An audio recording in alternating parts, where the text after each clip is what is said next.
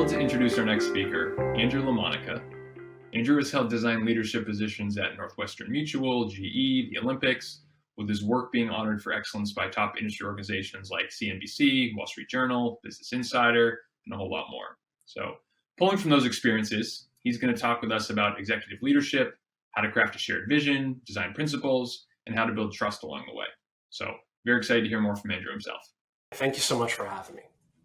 There's a critical demand for companies to have a best-in-class customer experience that solves real problems for real people. The challenge is there's a vast shortage of executives who can craft a shared vision, unify the complete end-to-end experience, and have the trust of the people to execute this effectively and at scale.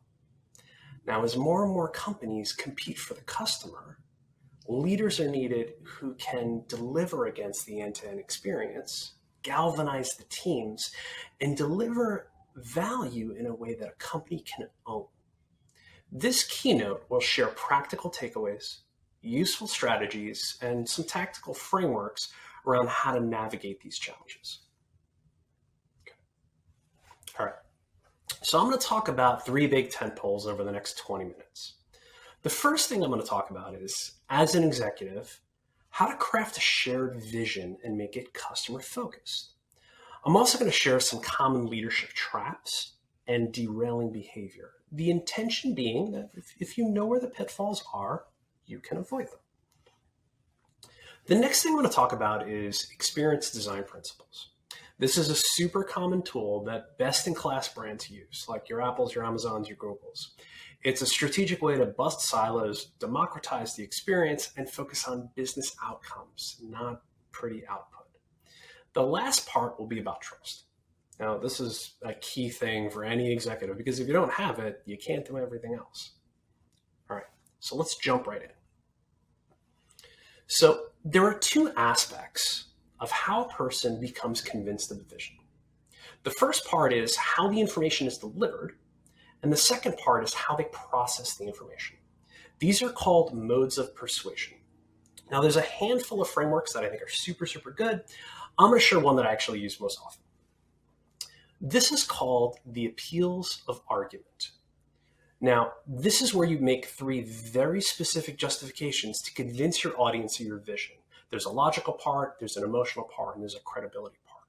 Now, the interesting thing about this is this actually dates back to Aristotle. And it was one of the first ones that I learned at Harvard Business School. It's like the FedEx logo. It's been around forever, and it just works. So the first part is your logical evidence. What are the commonly shared beliefs? What are the universal truths, the data, the charts, the numbers, the analytics, all of those things that appeal to the logical part of the brain. The second part is this emotional appeal. That's passion and needs, hopes and fears, scare me or surprise me.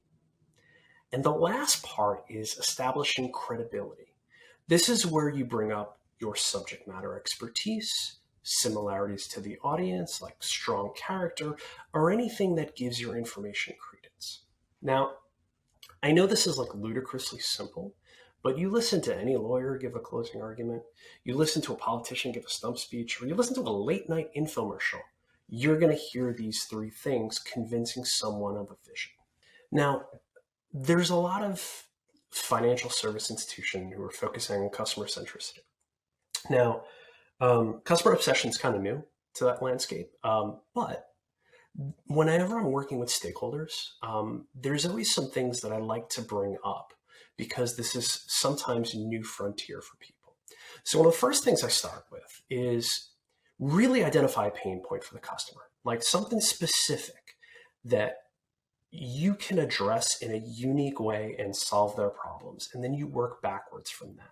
You find that pain point and you make a clear line about how you as a brand are specifically targeted to solve that problem. The next is sharing insights. Now, a lot of companies like the customer information, the data, the insights, they're actually housed in multiple parts of the org. The challenge is when information gets hoarded, like most people don't talk, it kind of doesn't help anyone.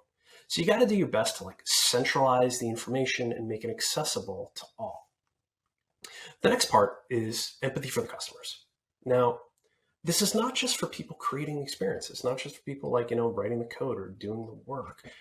Even on the senior leadership level, you need to have empathy for them. Like, I know a lot of incredibly successful leaders, like mostly VP and C-suite, who actually carve out time weekly to listen to help desk calls so they really understand what their customers are going through. Like, those leaders who kind of figure that out, they have a real keen insight for how to solve customer problems in a very unique way. The next part is relationships, they shouldn't be transactional. In financial services, you're dealing with the end-to-end journey over a lifetime. And in some cases, it's generational. It's not just your client, it's like their kids. So when you reframe your thinking about the customer journey over a long enough period of time, like a lifetime, you actually create better experiences. And the last part about if you really want to be customer centric, make it truly part of the organization, you got to tie these outcomes to employee rewards. It's a really simple way to operationalize customer obsession within the business unit.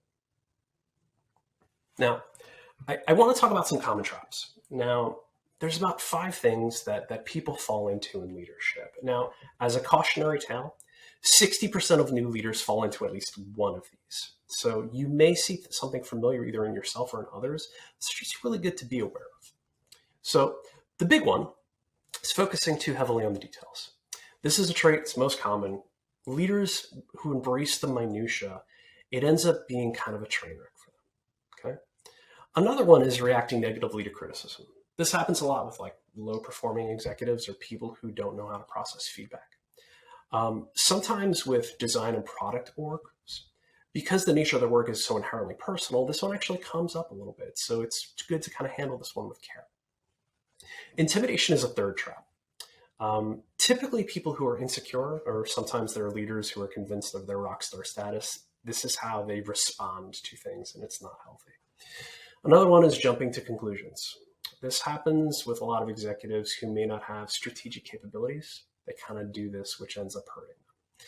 And the last one is micromanaging. Like when a leader gets too hands-on with their direct reports, this is usually triggered by a lack of trust, which I'll talk about in a little bit. But if you want to dig deeper into this, there's some really interesting work by research by a guy named Mark Van Buren, actually goes into a lot of these things in detail. Now, those are the most common traps to avoid. Now, those traps happen because there's derailing behavior. Emotionally unintelligent, lack of critical thinking, or lack of accountability. Now, emotionally unintelligent, that's your micromanaging, you're reacting negatively to criticism and intimidation. This is also people who are manipulative. They're quick to dismiss, they seek to gain at others' expense, or there's a failure to recognize the contributions of others. Now, lack of critical thinking, that's you're focusing too heavily on the details or jumping to conclusion, but as well, it's being easily influenced by others or not sharing relevant information. Like that point about making information accessible, it's a huge winner for you. The last one, lack of accountability.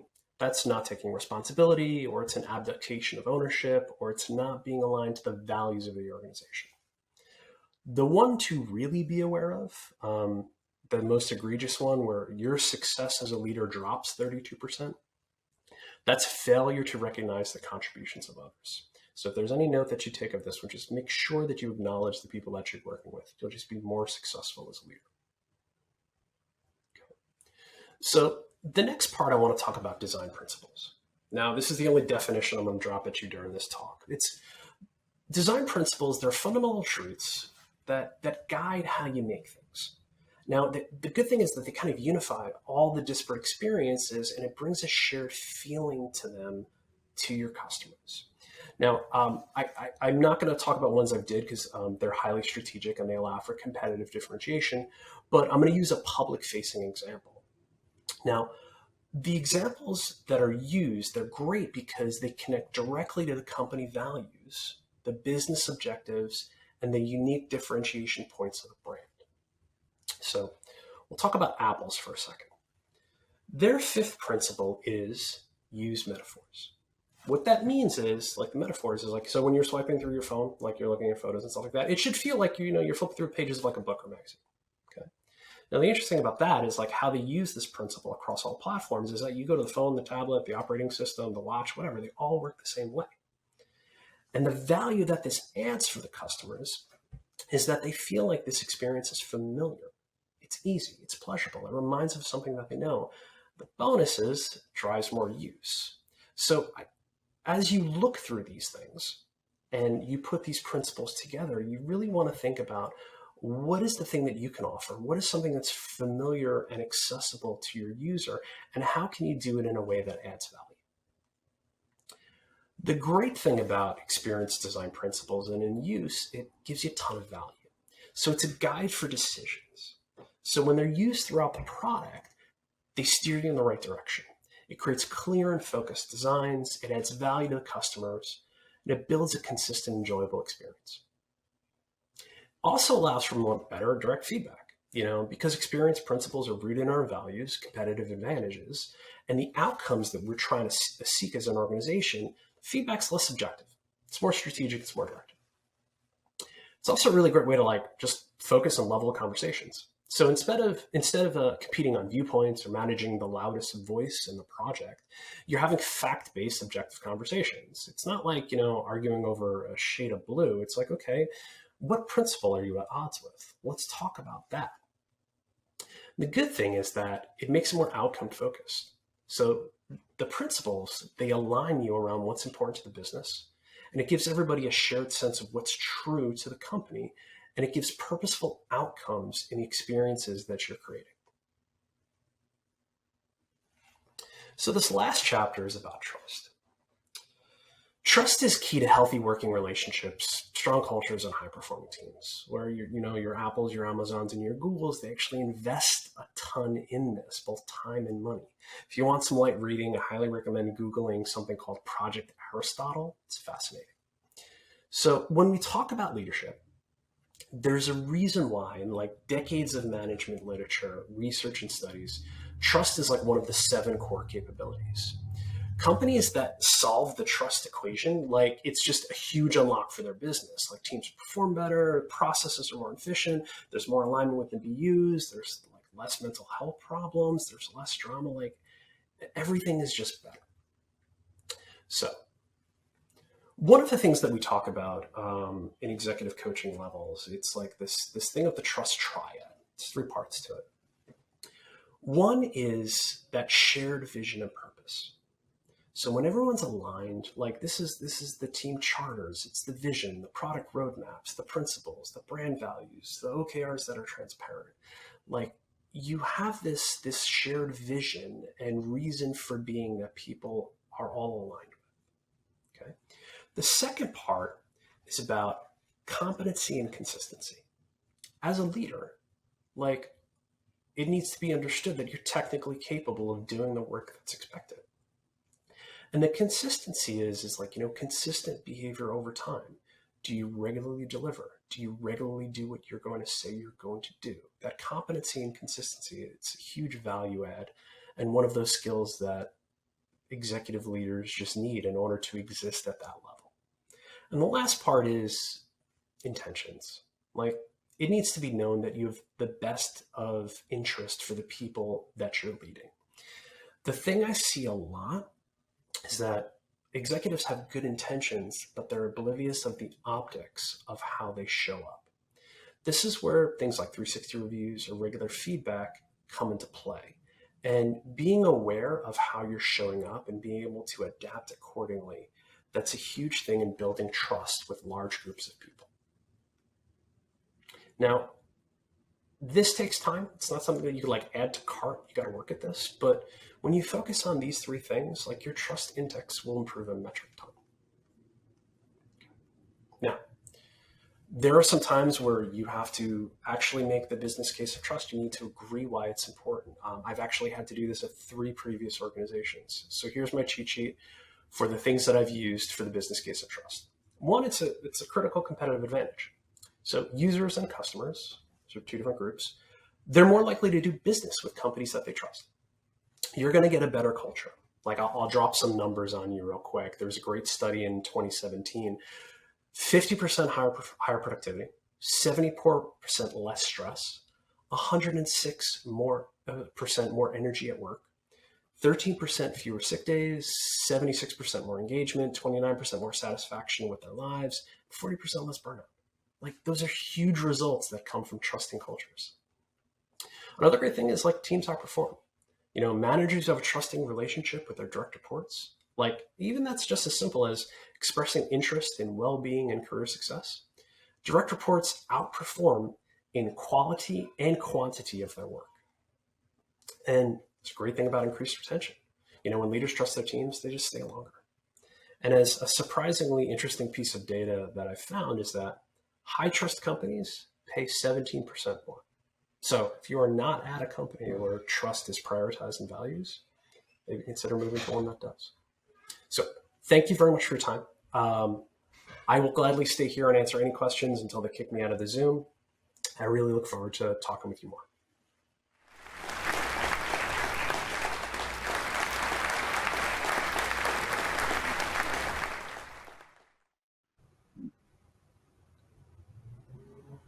Thank you, Andrew. And we are not going to kick you off just yet. Awesome. No, thank you for having me. This is great. I'll also say too, I'm a little jealous of the audience because they got a ton of really great content today. I was in the green room listening, and this is just jam packed with good insights. So thanks for putting this together, man. Yeah, no, absolutely. And I think you're adding to that list right now of really good content. I like how you brought a lot of good things together. Trust, leadership, design principles. I think all of that is just so relevant for this audience. So do you want to jump into some Q&A if that works for you? Yeah, sure. Dealer's choice. So one of the first things that came to mind for me when I heard you speak and heard about this topic is this different now in our remote environment? Fostering trust, that type of thing when we maybe work. I know for me at MadPow, believe it or not, I've met my boss once in person. So how does that work? Okay, that's interesting. I'm gonna give you a coaching question first. What's hard about it? I think it's what's the challenge for you? Yeah. There's something about constant flows of information, and I think an office setting that are really, really helpful for getting to know someone on a personal level that you don't always get in really structured time. So it's kind of synchronous versus asynchronous communication. Interesting. Okay, so for you, it's that one-on-one direct in-person relationship that helps you build trust. Am I hearing you correctly? Yes. Okay, cool. Well, all right. So I think there's a lot of really interesting stuff out there that you can do to build trust without actually being in the room. So on a demonstrating trust level, relationship building, listening and getting to know your colleague, asking for help from your team, admitting mistakes when you don't know things. Oddly, when I work with executive levels, asking for help and admitting mistake is a hard thing. So something to keep in mind. Freely sharing your knowledge in your network. Things like this, like what we're all doing here too. Everybody's going to be connecting with each other. Share your network, share your knowledge. All that stuff is really good. And super easy things to build trust is just follow up on things. Address issues quickly, be approachable, and be empathetic to your team's emotional state. These are all things that really don't require you to be in the room. It's an interesting situation though. So when I was at GE, it was a global company. I regularly working on teams where I had one team member in Moscow, one team member in Asia, another team member in Minot. Minot is Middle East, North Africa, and Turkey. So everybody was all over the place. So one of the things that I did, if you want to get super tactical, was I had more conversations, but they were shorter. So I put on my docket, I had a 5-minute call with them in their time zone in the morning. So whenever their morning was, I would just jump on and be like, hey, how you doing?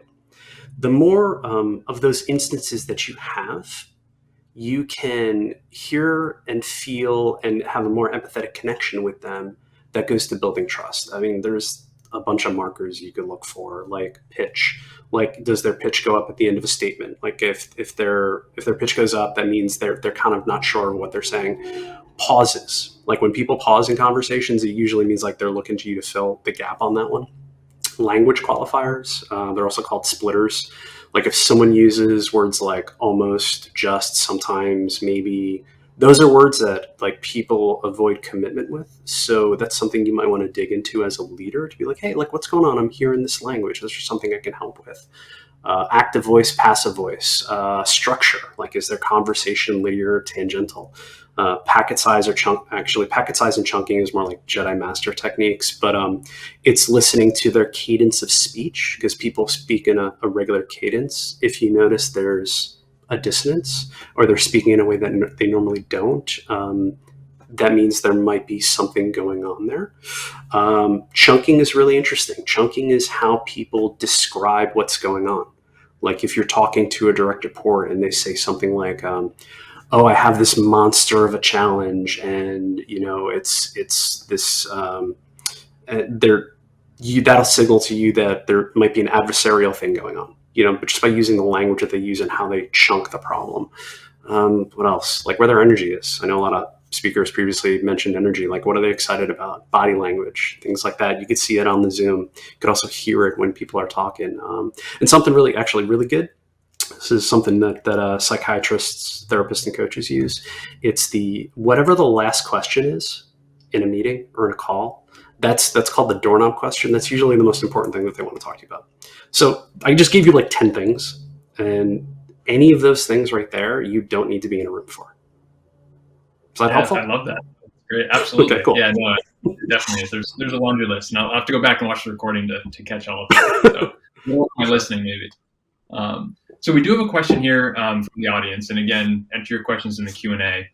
What are some specific ways you'd mentioned? Kind of customer obsession. One of the keys there being tying that to employee rewards. And the question here is, what are some specific ways you can do that to tie customer obsession to employee rewards, especially when experience metrics I think can inherently be hard to pin down? Okay. The first thing and the most important thing, so y'all taking notes at home, you actually have to agree as a company that it's important. I'm not kidding. Like you actually have to get that alignment, and you have to agree that as an organization, as a team, as a business unit, whatever your structure is, you need to agree that it's important. There's some really simple ways you could do it. I mentioned earlier, like that, require everyone to make 20-minute listening calls to help desks.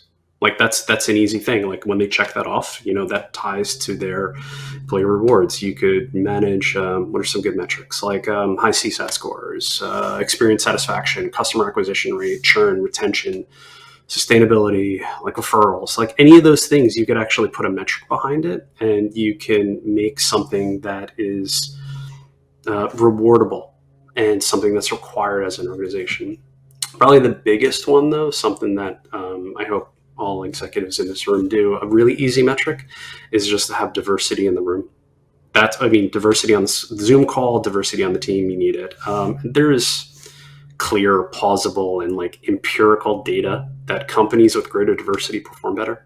Specifically if you have like 3 or more women in top leadership positions, ROI, earnings, and stock growth all improve. Talking about customer obsession, like those 3 things usually signal that customers like your product. Yeah, no, absolutely. That's a great point. Something I think we can all work to remember and work towards, certainly if we're not already there. So, Andrew, thanks so much for being here. We are going to kick you off now, but really appreciate it. Thank you all very much. Take care. And also, if you have questions afterwards, I'm super accessible. Like, just ping me on social media. All right, thanks everybody. Have a good one.